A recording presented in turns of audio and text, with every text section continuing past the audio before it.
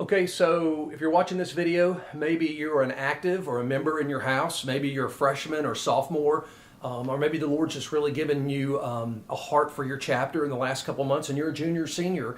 But I want to take a few minutes and just kind of walk you through how I would get something going in my fraternity. My freshman year, I'll never forget, it was Christmas. We had pledged. We lived in the fraternity house as a pledge. I was a Semikai at Arkansas, and I had really done nothing to really do much of have any impact with my pledge brothers. And I was really convicted about it over the break, and I really respected the Campus Crusade guys. So here's kind of how I got things going. We had a spring pledge class. So what I figured I would do is I would stand in front of the pledge class, get the crew guy to come in and give a talk. You can get a different campus minister to come in. He can give a talk.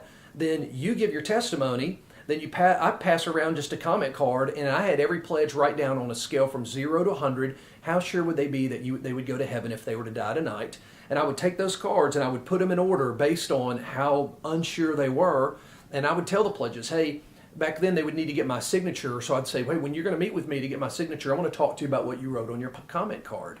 So that's really how I got things going. And then I started a Bible study, I believe either that second semester or the beginning of my sophomore year with the pledges. And I do the same thing, follow up each pledge, share my faith with them. And then as I started kind of discipling a few young guys, then we started leading the Bible studies together. And then eventually we started getting where we had an active Bible study and a pledge Bible study. The active study we had because we were trying to reach, 7 or 8 actives to 10 actives would come a week. Sometimes 15 at Ole Miss would come to an active study. But the pledges seemed to be intimidated to be around the actives, so I would have my own pledge study. In the Sigma Nu house at Ole Miss, over the years, we've had a freshman study, a sophomore, a junior study, sometimes 3 or 4 levels of studies in houses. But if I was you, and I mentioned this in my video to campus ministers, there was a Bible study years ago done by a guy named Henry Blackaby, and one of his main points was look around and see where God is working and join with him in where he's working. So I'd go to chapter meeting and I'd listen as guys shared at chapter meeting. Maybe a guy might share that his mom has cancer or he's really going through a hard time. And I would pursue that guy and say, hey, let's go get lunch. I'd love to talk to you. And I'd share the gospel if I could with him. But I would begin to invite that guy to get involved with our Bible studies. Another thing that we would do is, I'll never forget doing this with a guy named Hunter Hall, Ford Fry, and Jim Lansall.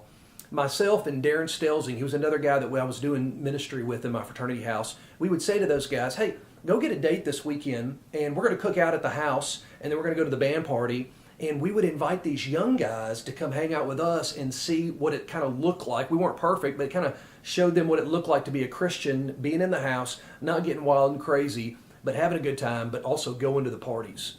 And that's another thing is I believe you need to earn the right to be heard in your chapter. So you need to really think and pray about living in the chapter, being very active in your chapter. I went to every party. I went to every chapter meeting so that I would earn the right to stand up at chapter and to pursue guys. Another principle that you need to think about too is what I would call the 90-10 principle.